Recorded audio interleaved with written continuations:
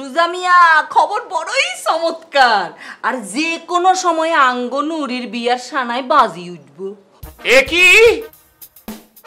একই কাণ্ড ভাবি, তাহলে কি ওই কসাইয়ের সঙ্গে তোমরা নুরির বিয়ে দিচ্ছ?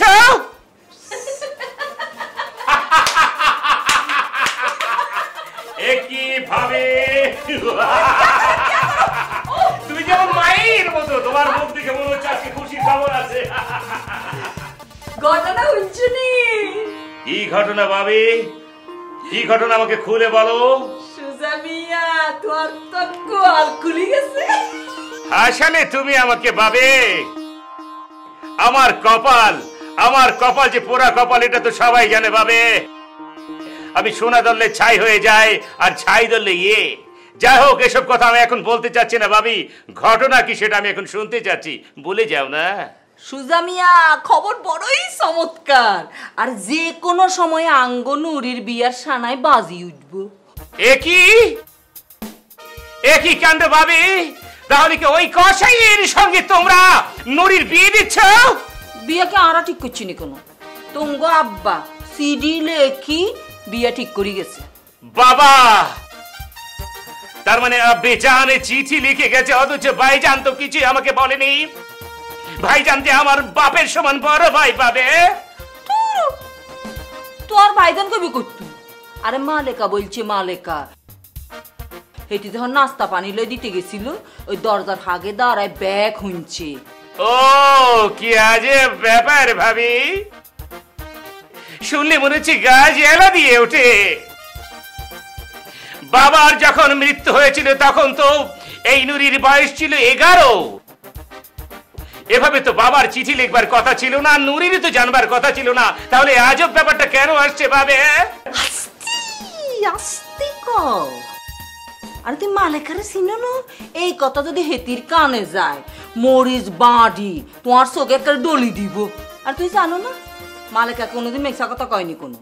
ও আবার সে ভয়ঙ্কর কথা মরিচ বাটা দিয়ে চোখে লাগিয়ে দেবে। একথা শুনলে মনে হয় কি যে কার সঙ্গে কি ভাবছে।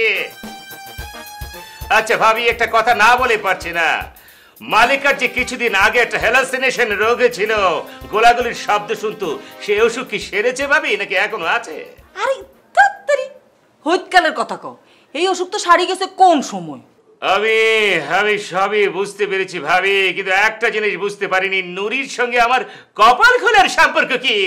সুজা মিয়া, তোমার মাথার যে বুদ্ধির ছটা কম আছে, আয় খুব বালা করি জানি। আয় তো শুনছি তুই নাকি মেট্রিকে 2বার ফেল মারছিলে, হাসানি? ও বাবে বলো না ভাবি, শিলি ছুটে যাবে। আমি ভালো করে জানি যে ওটা ছিল আমার একটা টিচারের ষড়যন্ত্র, যার কারণে আমি এক্সপেক্ট হয়েছিলাম। যার কারণে সবাই জানে যে ম্যাট্রিক আমি 2বার ফেল করেছিলাম, অথচ আমি ছিলাম একটা ব্রিলিয়েন্ট স্টুডেন্ট। এটা তুমি জানো, আমি জানি, সবাই জানো। কিন্তু ভাবি, আমার পাস ফেলের কথা বলে তুমি আমাকে নরম করবার, কবজা করবার চেষ্টা করো না ভাবে, প্লিজ ভাবে।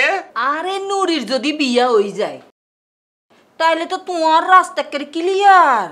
ও কি যে বলো না ভাবি, গাড়ি বাড়ি করার আগে তো আমি একবারও চিন্তা করতে পারি না যে আমি বিয়ে করব।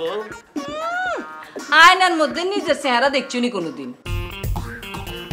চুল তো ব্যাক করে যাইতেছে, কয়দিন বাদে তো বেল হয়ে যাইবে। আয় তো দেখছি লুকাই লুকাই চুলের মধ্যে কালি মারো তুমি। ও ভাবি, ওগুলো তো ডেকে রাখি, পার্সোনাল বিষয় নিয়ে এভাবে বলো না, আমার সত্যি সত্যি শিলি ছুটে যাবে। আরে কয়দিন বাদে তো কোনো মাইয়াই টোকাই হইতো না। এক কাম করো, সিঁড়ির লগে মিঠা মিঠা কথা কও, আর ব্যাগ কাম করি আছে, আই যাই। ভাবে আমার লজ্জা লাগে ভাবে, এই বিয়ের কথা বলো না।